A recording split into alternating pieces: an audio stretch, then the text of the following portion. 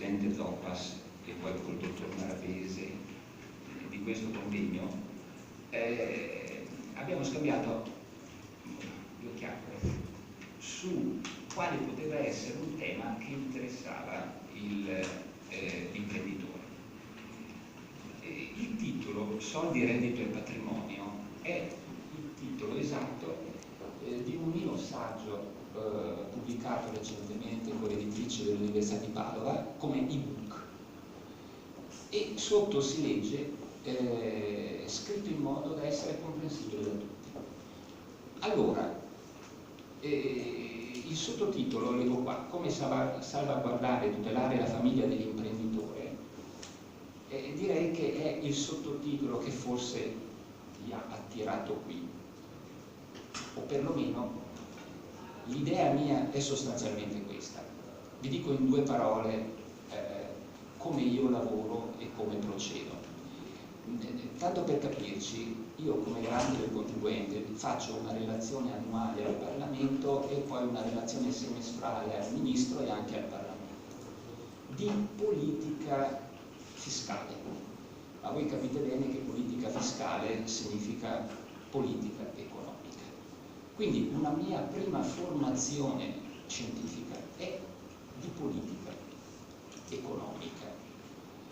Devo dirvi due parole perché io vorrei utilizzare questa oretta che abbiamo, grosso modo, per rispondere alle vostre domande e non a ciò che si può dire in un'ora. Non vorrei insomma annoiarvi e voi mi potete fare qualsiasi domanda, perché? Non perché io sia onnisciente, ovviamente, ma perché la mia carriera scientifica si è articolata in questo modo. Io mi sono laureato in giurisprudenza ed ho avuto la fortuna di entrare all'università praticamente a 23 anni, come docente di diritto costituzionale. Una prima cosa che l'imprenditore deve, direi, comprendere è che l'ordinamento giuridico, cosa significa ordinamento giuridico? Significa questa congerie di norme che voi ogni giorno leggete sui giornali, approvate, non approvate, eccetera. È una specie di piramide. Al vertice di questa piramide c'è la Costituzione, 139 articoli più le leggi costituzionali che sono il cuore dell'ordinamento giuridico. E poi sotto ci sono le leggi ordinarie, non vi sto a dire le tipologie di leggi ordinarie, non vi sto a dire tutte le problematiche di interpretazione delle norme. Sotto ancora ci sono i regolamenti, un posto a parte occupano le leggi regionali, un posto a parte in basso, ma che vi toccano tutti i giorni, sono ad esempio le circolari, che non sono leggi. Insomma, voi capite l'infinita complessità dell'ordinamento giuridico. Usiamo questo termine, ma sarebbero quelle che sono le leggi. Questo è un primo punto. L'imprenditore si trova sostanzialmente, ad esempio, a fare dei contratti. Ma quando voi fate i contratti, che sono alla base dell'economia, io scrivo, aperta parentesi, io scrivo molti manuali, scrivo molti saggi, eccetera, e insegno anche all'università, e quindi sono abituato a interagire con le persone, nel senso che io scrivo sempre in modo tale da essere capito anche da chi non è specialista della materia. Per questo vi pregherei, passati questi primi 5-10 minuti in cui prendiamo un po' di confidenza reciproca, di farmi tranquillamente delle domande sui punti che andiamo a toccare. I punti sono quelli che ha elencato all'inizio il vostro Presidente di Venezia, no? Lo scopo di questo nostro incontro è quello di calarci nella realtà, perché quando parlo di soldi, reddito e patrimonio, io parlo di tre concetti che ci toccano tutti i giorni. Tanto per capirci, la differenza tra reddito e patrimonio è una differenza talmente concreta ed importante che vale la pena spendere due parole. Il reddito è ciò, è un flusso che può derivare, adesso io, dall'attività di impresa chiaramente, ma può arrivare anche da una locazione, può arrivare da reddito dominicale, dagli interessi su botte e così via. Il patrimonio invece è uno stock, è la fotografia del patrimonio in un certo momento. Ma voi capite che il vostro patrimonio, io francamente tremo molte volte al pensiero di ciò che sarà fra 6 mesi, fra 3 mesi. Perché dico fra 6 mesi? Perché ogni elezione di un certo tipo crea delle aspettative tali che quello che è il nostro patrimonio in realtà va valutato sulla base della macroeconomia. E qui arriviamo a un secondo punto che premetto in generale per farvi capire la complessità del fenomeno. Poi dopo, dalle vostre singole domande e dalle domande che erano implicite nella relazione del Presidente introduttiva, dalle vostre domande risulterà la complessità della risposta, ma una complessità che però deve essere intelligibile, deve essere comprensibile. Vi faccio un esempio banalissimo, visto che parliamo ad esempio di patrimonio. Talvolta io ho fatto per tanti anni il giudice delegato e quindi ho visto in concreto aziende che muoiono, aziende che si salvano, aziende che si modificano, e ho visto come l'imprenditore cauto è colui che si comporta come si comporta il padrone di casa che assicura il suo immobile contro l'incendio sperando che l'incendio non accada. Però purtroppo a volte l'incendio accade, allora è meglio essere coperti dall'assicurazione. E quindi, ad esempio, una delle domande che mi aspetterei da voi è quella di come tenere ben distinto il patrimonio familiare, individuale, dal patrimonio aziendale. Astrattamente vi sembrerà che la distinzione sia quasi nella forza delle cose, ma non è così, perché vi sono una serie di comportamenti a volte fatti in buona fede che possono mettere a rischio questa distinzione, con conseguente trasferimento della responsabilità dell'imprenditore sul patrimonio che dovrebbe rimanerne fuori. Primo punto. Secondo punto, la consistenza del patrimonio.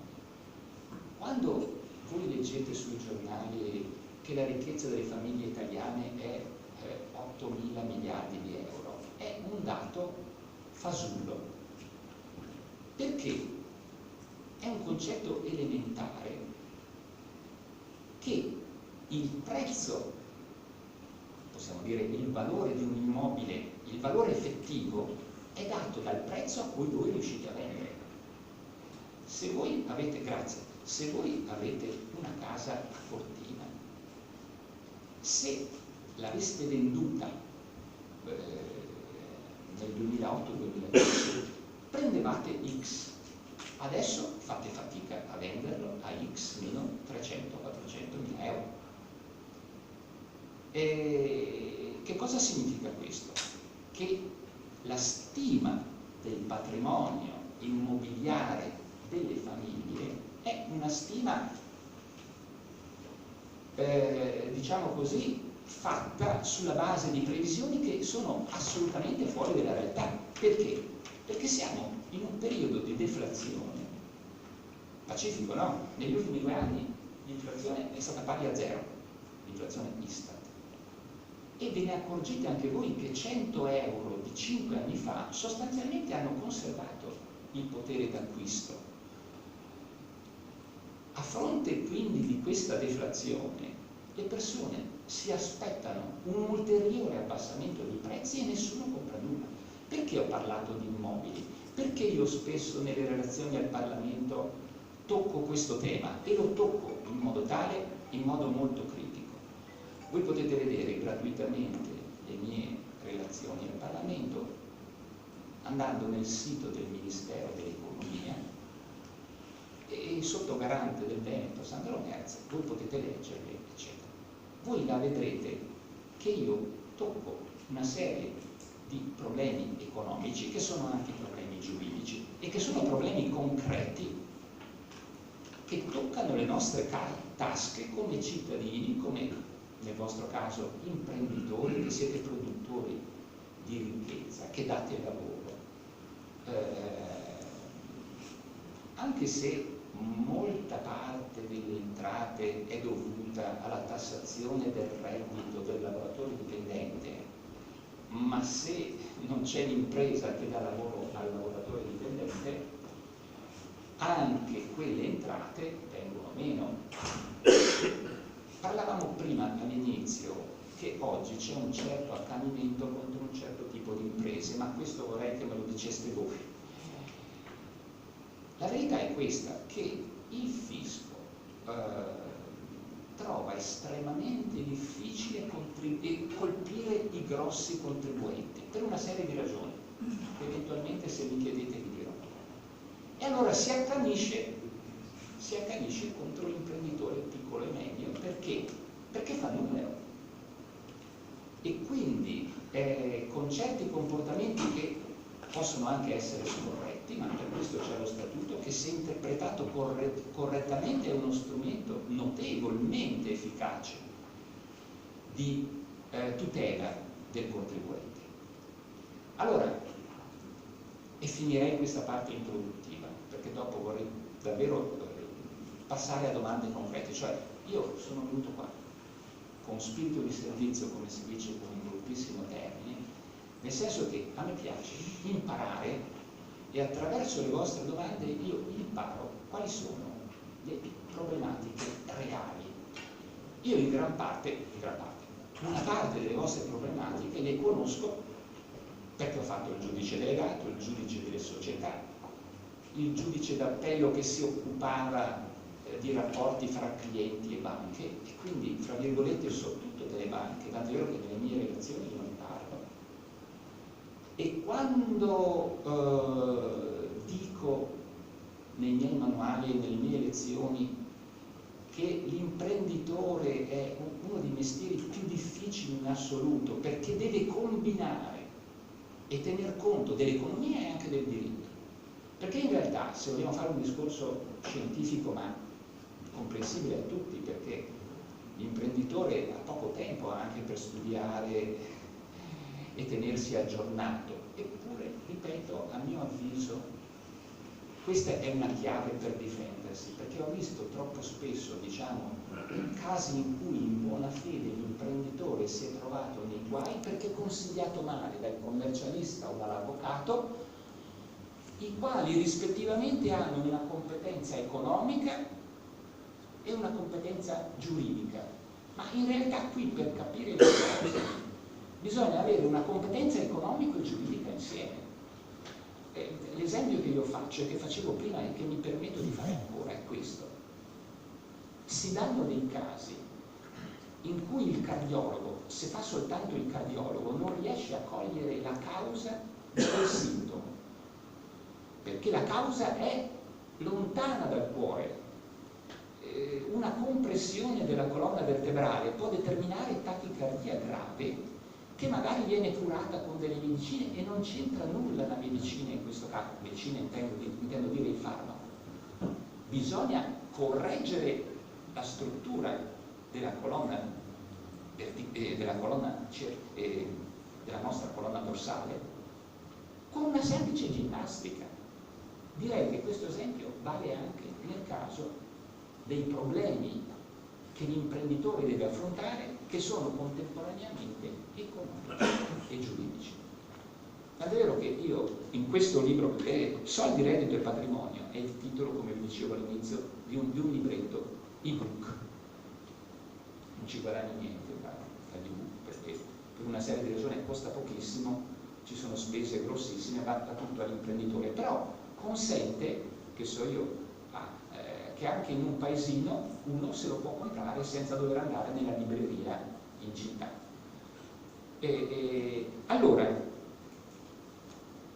soldi, reddito e patrimonio, per essere tutelati, implica che l'imprenditore debba tener conto sia dell'aspetto giuridico, delle norme concretamente intese, che dell'aspetto economico.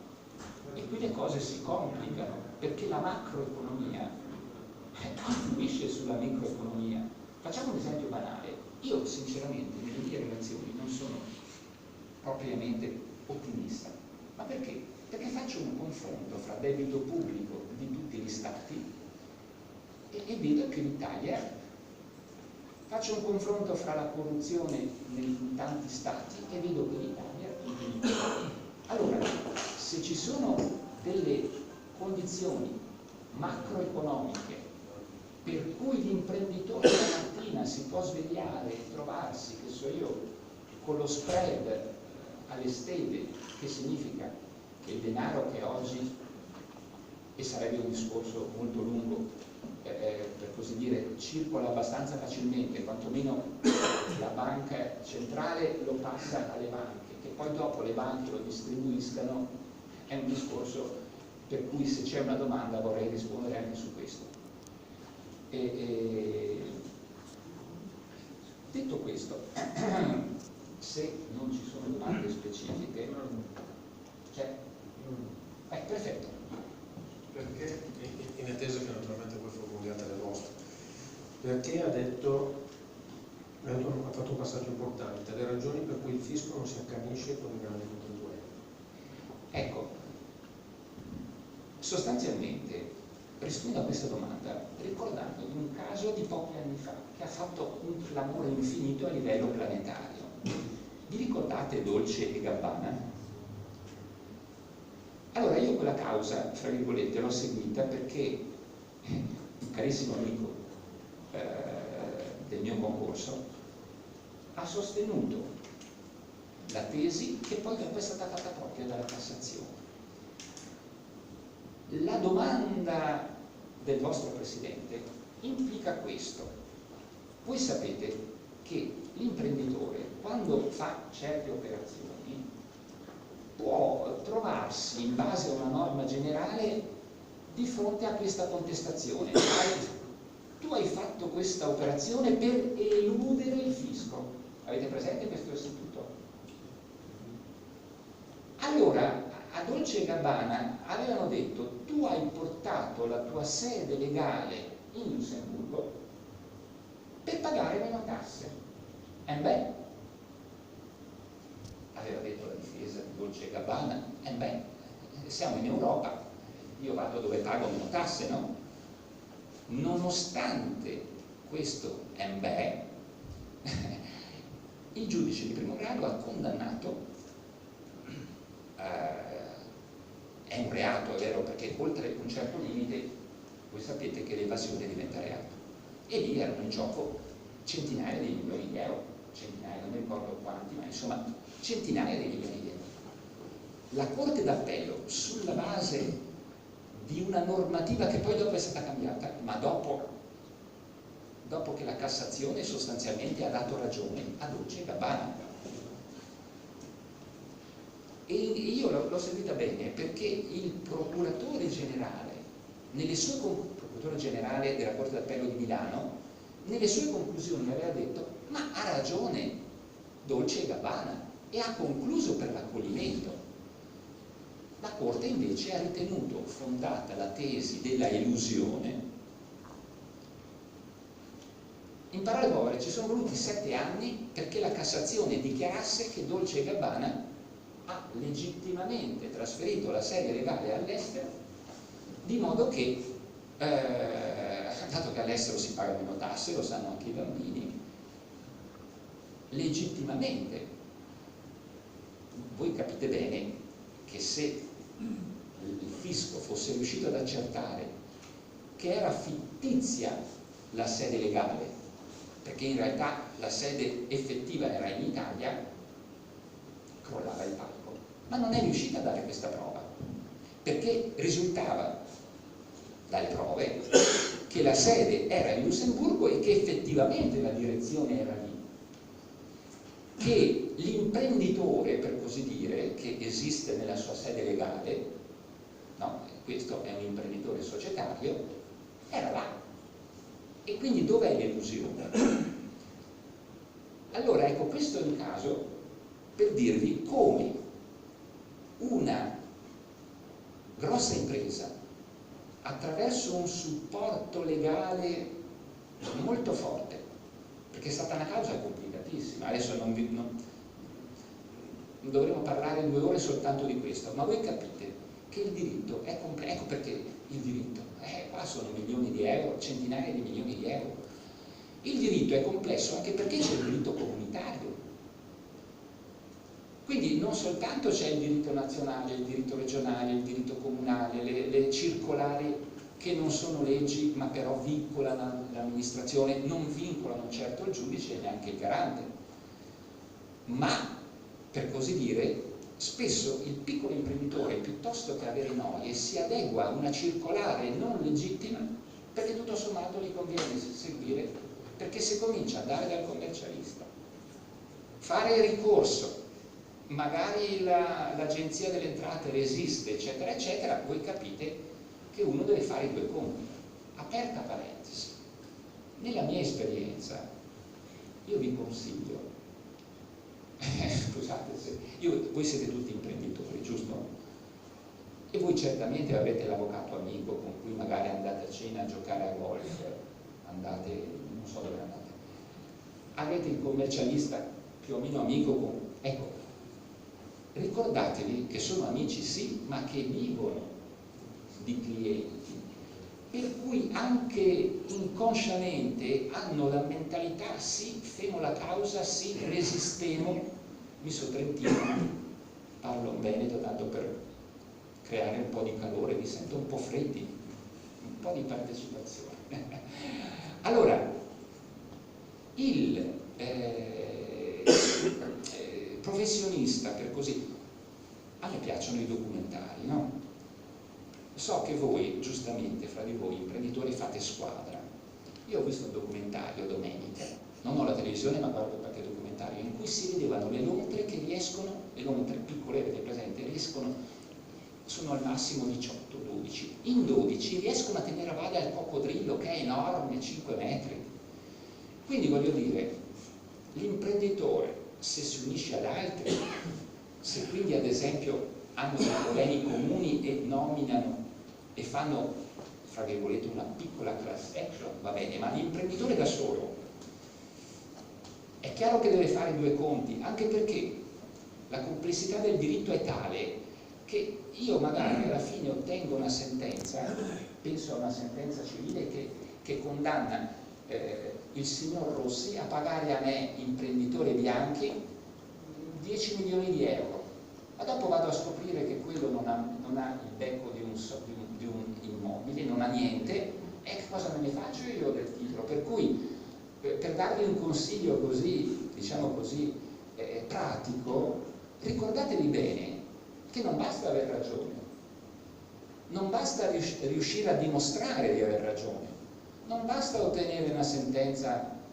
o un decreto ingiuntivo, bisogna che poi dopo il creditore, il debitore vostro, abbia i soldi da pagare, perché le persone veramente, per così dire, tranquille, che dormono veramente tranquille, sono quelli che non hanno niente o quelli che hanno talmente tanto, per quello dicevo i grossi imprenditori, che tutto sommato mettono, diciamo, nel rischio d'impresa anche le forti somme che possono essere necessarie per difendere i propri diritti.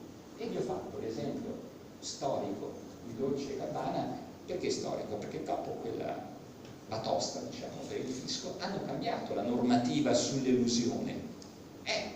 Si sono adeguati a quello che già diceva la giurisprudenza migliore, che distingueva fra abuso del diritto ed elusione, ma qui entriamo in sottigliezze. Prego? Magnifico. Posso? Sì. Siamo partiti insieme. Sì. Volevo tornare indietro un attimo a una cosa che ha detto prima, riguardo al patrimonio. Allora c'è il patrimonio familiare e quello aziendale e dice che ci sono dei comportamenti che mettono a rischio questa distinzione che è importante mantenere. Allora io vorrei che lei mi dicesse quali sono questi comportamenti che normalmente mettono a rischio questa distinzione che è importante invece mantenere. Bravissima. Posso aggiungerle su questa questione anche un altro balzello che magari poi troverà, patrimonio aziendale e patrimonio personale. Ultimamente, in questi ultimi anni, lei fa qualche operazione in qualsiasi istituto, su quelli che ho avuto modo di operare io, non chiedendo mutui, ma solo per il pagamento ricevute, salvo buon fine e quant'altro, chiedono le garanzie personali. E io le ho chiesto, ma scusa, le pago gli interessi, sì. Ha visto il bilancio, i clienti sono affidabili, sono tutti, e sa la risposta qual è che è? Ma se non ci credi te alla tua azienda, come vuoi che ci creda io? Bravissimo. Allora così adesso è il pacchetto completo. Allora, facciamo degli esempi concreti che mi sono capitati nella mia esperienza. Uno, ad esempio, se uno è imprenditore individuale è difficile distinguere il patrimonio dell'imprenditore individuale, ma non impossibile. Non mi avete chiesto questo, mi pare. Parlo di una società di capitali. Bravissimo. Anche perché di capitali. Se è una società di persone è un po' più difficile, è diverso. Voi sapete che la società di persone ha sì una personalità, ma non è uno schermo come è invece, anche perché nella società di persone ci sono dei soci che rispondono illimitatamente. Se è una SDC lo sapete, se è una SAS lo sapete.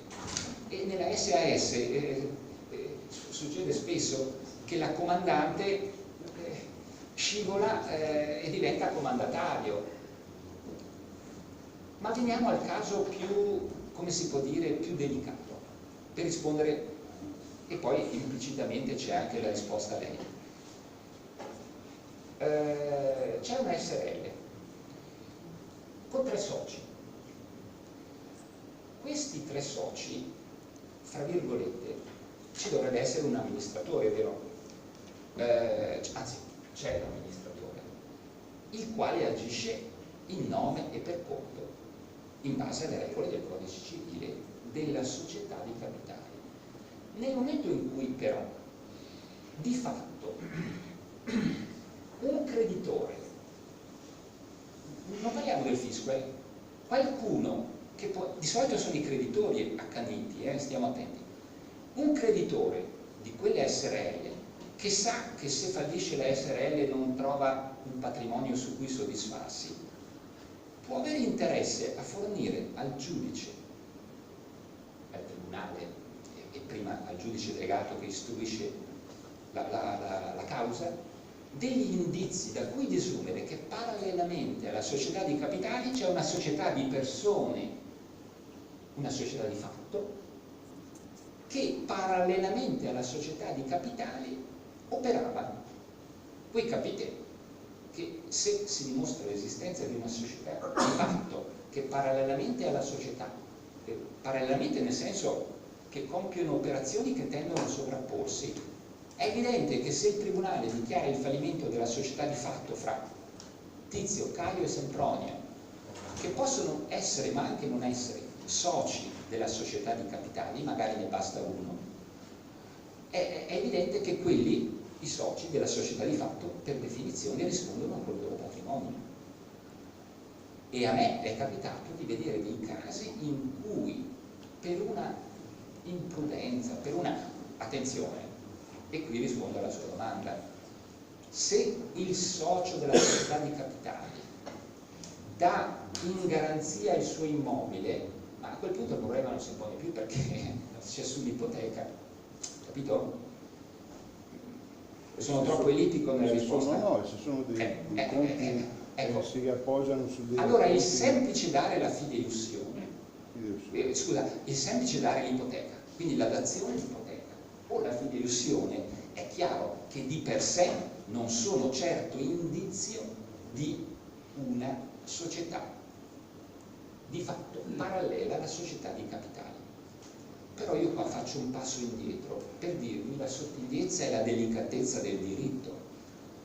C'è una norma del Codice Civile che dice che un diritto si può provare o attraverso la prova, per esempio io tiro fuori un contratto scritto, ma dal contratto risulta che c'è l'obbligazione di fare, di dare, eccetera, eccetera. E lì la prova è abbastanza pacifica. Oppure, per farvi un altro esempio, per farmi capire, un incidente stradale è un illecito extracontrattuale, non è che è un contratto fra me e quel che mi tira sotto sulle strisce, giusto? E allora i testimoni dicono, ma no, il poveraccio camminava sulle strisce, io con questa prova dimostro la responsabilità, a parte che c'è una presunzione, no? Chi circola si presume. Insomma, in qualche modo l'ordinamento dice che io posso provare un diritto anche attraverso indizi purché siano gravi, semplici indizi purché siano gravi e concordanti. Cosa significa gravi e concordanti? Vi faccio un esempio tanto per mettervi un po' in allegria, no? Se voi avete vostra moglie o vostro marito che dubitate, di cui dubitate della fedeltà. No, ma non succede mai in Confindustria. Prego? Non succede mai in Confindustria. No, in Confindustria no, ma dico magari qualcuno che è qua per caso. La signora scuote la testa, non so cosa, suo marito è qua, signora. No, ma vi faccio questo esempio. Però lei scuote la testa, lui dice di sì, non capisco. Allora, adesso no, guardate, la crisi c'è veramente una grossa crisi. Tant'è vero che tantissime agenzie di investigazione hanno chiuso, perché l'imprenditore che indagava sulla fedeltà non della moglie, ma del dipendente, eccetera, ci sono costi tali. Ma allora, facciamo quel caso in cui ancora succede. Lui fotografa il marito che entra a braccetto di una biondona in un motel, giusto? Questo è un indizio, non è semplice, è grave e ne basta uno solo per dire, insomma, che cavolo si fa? A giocare a scacchi? Si va al circolo? Mi seguite? Quindi a volte basta un solo comportamento, un solo indizio grave come questo.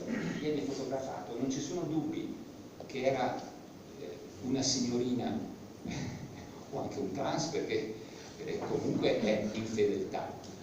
E è chiaro che era il marito o la moglie, quello inchioda dal punto di vista di un addebito della separazione con tutte le conseguenze infinite sul patrimonio che ci sono, voi lo sapete. Infatti uno dei casi che è quello che finché moglie e marito vanno d'accordo, magari sono soci di una società, tutto bene, ma se litigano sono veramente disastri, perché viene fuori tutto quello che si nascondeva al fisco, che si nascondeva ai creditori, che si nascondeva, eccetera. Viene fuori tutto. Volano gli stracci, come si dice, no? Allora, torniamo al nostro caso.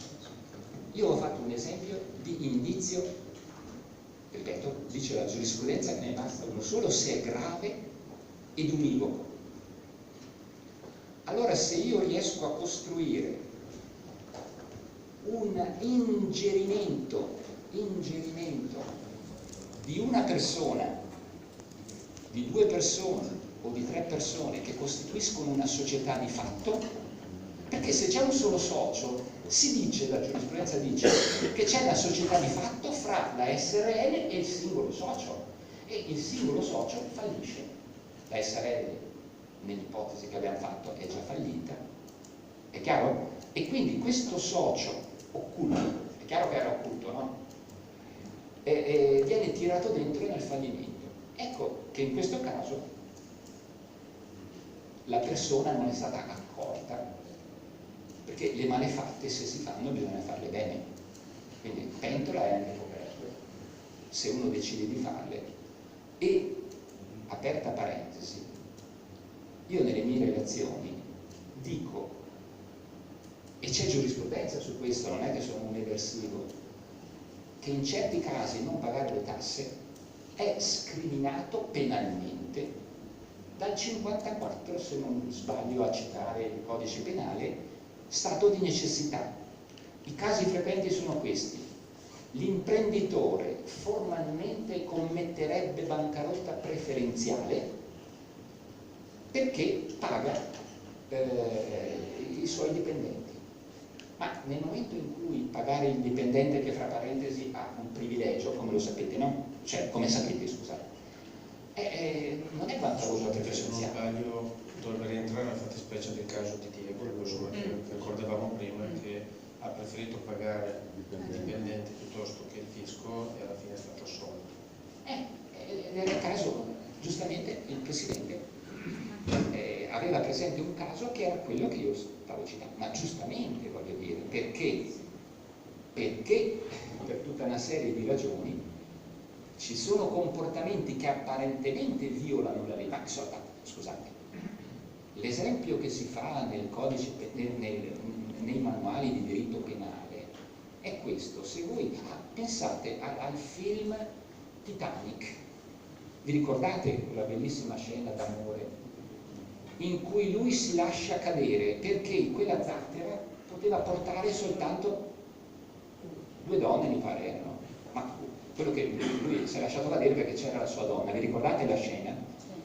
Ecco, se lui avesse dato un colpo in testa alla donna e si fosse aggrappato lui, dal punto di vista del codice penale, 54, dico bene, dottoressa? È 54, dai, vabbè. Dal punto di vista penale non commetteva un omicidio perché è scriminato dallo stato di necessità.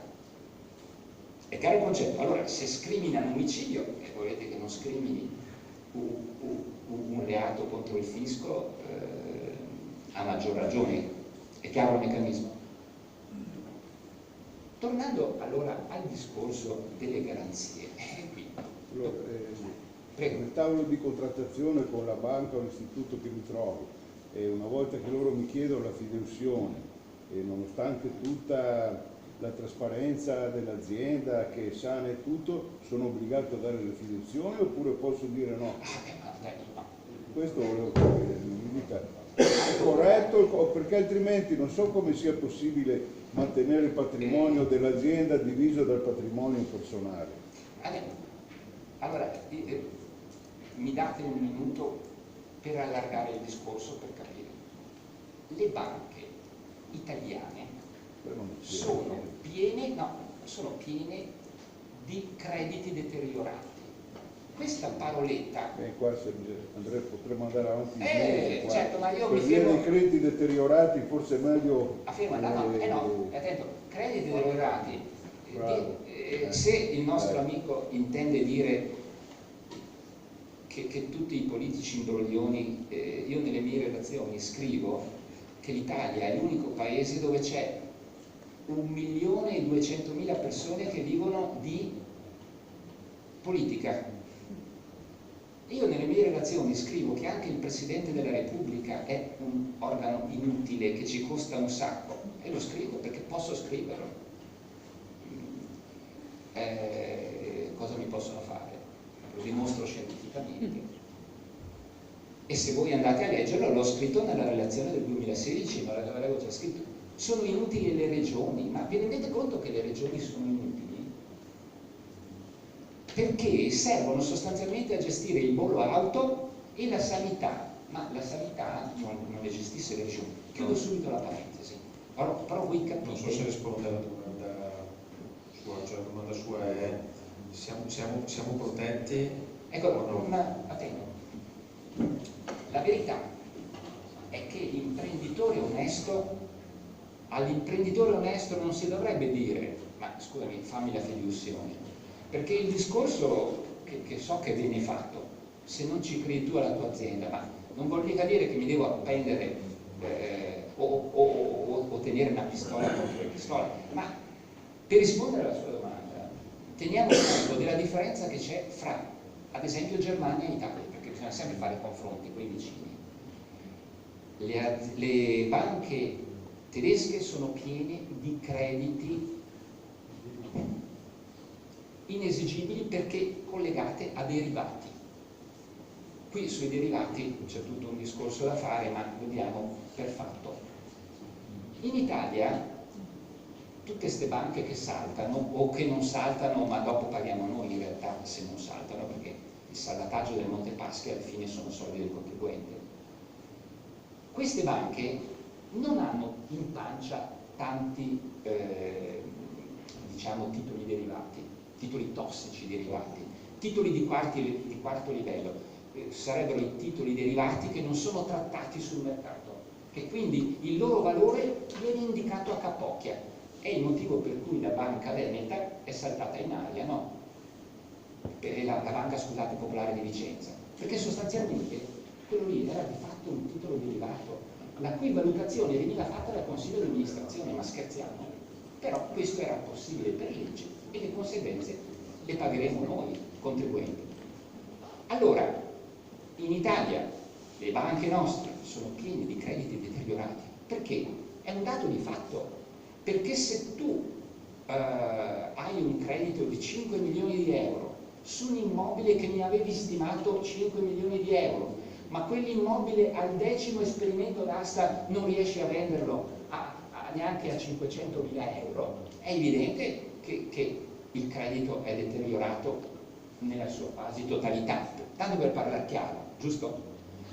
Allora le banche, per così dire, preferiscono, si passa da un eccesso all'altro.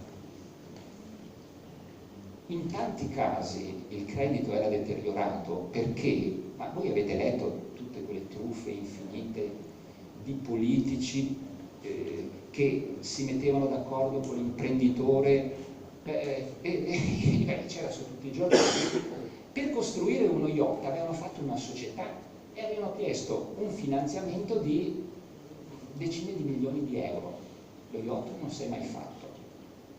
I 10 milioni di euro se li sono presi, li hanno fatti sparire, e quello è un credito deteriorato, perché chi mai più, quale banca, quella banca certamente non rientrerà mai in possesso dei suoi 10 milioni di euro che pure ha dato.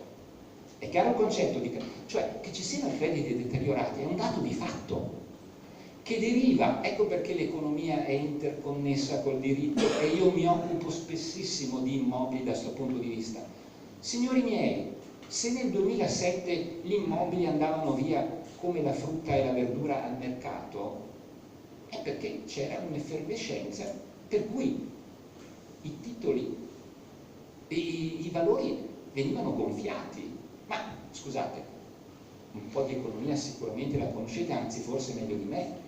Il baht thailandese è crollato dalla mattina alla sera per una bolla immobiliare. La crisi del 1929 è dovuta a una crisi immobiliare.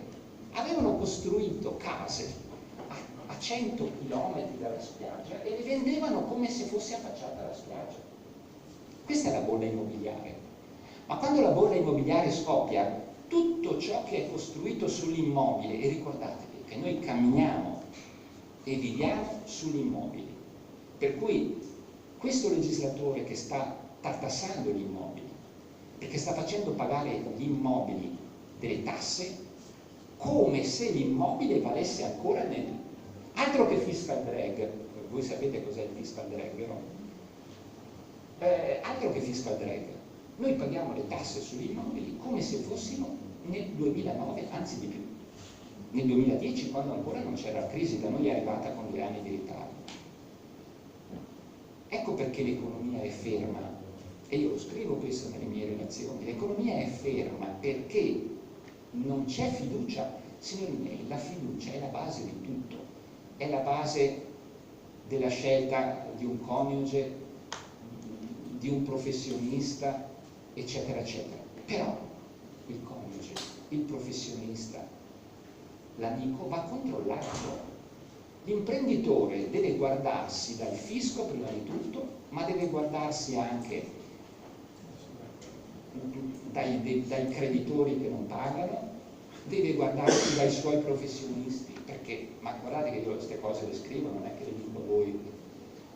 Io sono uno scienziato nel senso che argomento, non è che io dico cose necessariamente giuste, ma io, come quando da giudice scrivo una sentenza, io scrivo perché, per questi motivi, e dormo tranquillo, perché io dichiaro attraverso una motivazione perché arrivo a quella conclusione, ed è quello che faccio anche come garante. Se nel caso del e torniamo al punto di partenza, la banca che mi chiede con quella frasetta là ironica quasi, no? Ma siete che crediti? Ma sì, ma mi pago l'imprenditore, proprio tutto il rischio deve essere mio, e vabbè, ma anche che sia, fra virgolette, della mia famiglia, perché loro chiedono di mettere l'ipoteca o di dare la fideiussione magari alla suocera, ma alla suocera, vabbè, insomma, fa parte del patrimonio familiare, nel Veneto, perlomeno la suocera è ancora un valore, no? Allora,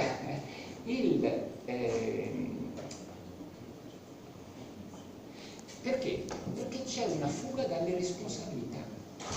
Guardate che quando la fuga dalla responsabilità è totale. Mi diceva il dottore, mi sfugge il nome in questo momento perché abbiamo parlato prima, è bravissimo, che il fisco non dà mai risposte. Perché? Perché la stessa direzione regionale, nei casi delicati, interpella quella di Roma, perché non vuole assumersi la responsabilità. Quindi fino a pochi euro, vabbè, ma quando si superano i 5.000 euro, eccetera, sentiamo Roma, il che significa allungare i tempi. Allora, i dipendenti statali, che fra parentesi in certi casi guadagnano una miseria, io conosco gente laureata in legge, bravissima all'ufficio fiscale, all'ufficio legale, che ha quasi 60 anni e guadagna 1.800 euro, ma robe che la mia domestica ne prende di più. Io sono un tipo generoso. Allora, la fuga della responsabilità è a tutti i livelli. Immaginiamoci le banche, immaginiamoci, diciamo, le imprese. Voi lo sapete bene, io me ne intendo di editoria perché ho guadagnato un sacco di soldi con i miei libri, adesso ne guadagno meno perché mi sono dato ai romanzi e vendono, però vendono perché piacciono. Allora, l'editore, ad esempio, editori veneti non esistono più, avevano fatturati di 20-30 milioni l'anno, hanno ceduto a una multinazionale che adesso, tanto per fare un nome, la Wolters Kluwer, che è il mio editore. Le decisioni vengono prese in Olanda e là non importa nulla del rapporto con l'università, con gli autori. Gli azionisti vogliono reddito, punto. Il che significa, per esempio, tanto per farvi esempi concreti, che la Wolters Kluwer, che aveva, la Cedam, aveva 102 dipendenti quando ha ceduto il capitale interamente alla Wolters Kluwer, la quale, fra parentesi, ha Rute, Tipsoa, eccetera. Quindi è una multinazionale che ha 300 case editrici in tutto il mondo, soltanto in Italia 4-5, tutte molto grosse. Adesso i dipendenti Cedam sono 22 e diminuiranno. Perché? Sapete come funziona? Per fare utile o si eliminano le spese e allora quelli che erano i dirigenti che guadagnavano, che so io, 90.000 euro, vengono tagliati e vengono mandati via e si trasferisce la funzione del dirigente su uno che guadagna 1.100 euro al mese, 1.200 euro al mese. È chiaro il concetto? L'utile alla fine è assicurato, si vendono meno libri, ma ci sono meno spese. dovrebbero fare sulle grandi aziende statali che abbiamo. Scusa, a parte i giudici no, lasciamoli perché sono pochi. E poi le statistiche... Basterebbe 10 aziende che togliessero, sarebbe No, guarda, scherzi a parte su questo, il CSM ha prodotto dati europei che dicono che la laboriosità del giudice italiano è fra le maggiori. La laboriosità si misura in base al numero di provvedimenti, eccetera. Io abbasso la media, ma altri lavorano ancora di più. Quindi voglio dire, questa fuga della responsabilità spiega perché le banche siano... Esatto. Perché tutto sommato, purtroppo, la BCE ha passato soldi dicendo sì, dateli agli imprenditori, ma in realtà questi si sono ricapitalizzati, hanno comprato bot, non so cosa hanno fatto, perché ci guadagnano di più. Perché, scusate, qui si tratta di fare due conti, no? Se l'insolvenza media è il 15%, significa che su 100 imprenditori, se tutti prendono la stessa somma, un 15 non riesce, non per cattiveria, perché il rischio di impresa è questo. Allora, a conti fatti, certe banche, a me risulta ad esempio che la banca Generali non presta soldi, tant'è vero che in borsa è una di quelle che quando le banche vanno giù non va tanto giù, ma non fa mica la banca però a quel punto. Scusa, volevo fare una domanda, diciamo, pertinente col titolo. Quali sono gli strumenti che lei consiglia di usare, strumenti concreti, cognome, per tutelare il patrimonio dell'imprenditore? Se dovesse fare l'elenco proprio. Certo, no, io vi dico, allora, quando per esempio vi dicono fate un fondo patrimoniale, quando vi dicono fate un trust, scappate via. Perché non c'è, a parte che il fondo, andatevi a leggere il codice civile, non tutela del tutto, crea un vincolo che però in certi casi può essere. Allora, bisogna mettere come si dice, un muro fra l'attività di impresa e il patrimonio. Io, guardate, vi parlerò molto concretamente questi ultimi minuti, e quando sento i promotori finanziari parlare del cosiddetto giardinetto fa un po' ridere, perché il giardinetto è un concetto che dice tutto e dice niente. Io vi do un consiglio concreto: separare nettamente il patrimonio, il che significa che se per caso l'azienda, diciamo così, ha bisogno di liquidità, se non c'è quella banca ce ne deve essere un'altra, ma non a mio avviso, a meno che la situazione non sia tale che voi ci credete davvero talmente tanto che dice sì, sono sicuro, e allora va bene. Però è un rischio, perché a mio avviso l'imprenditore è un uomo come un altro. Lui ha lavorato magari, facciamo 25-30 anni, ha messo da parte una certa somma che servirà a sé e alla sua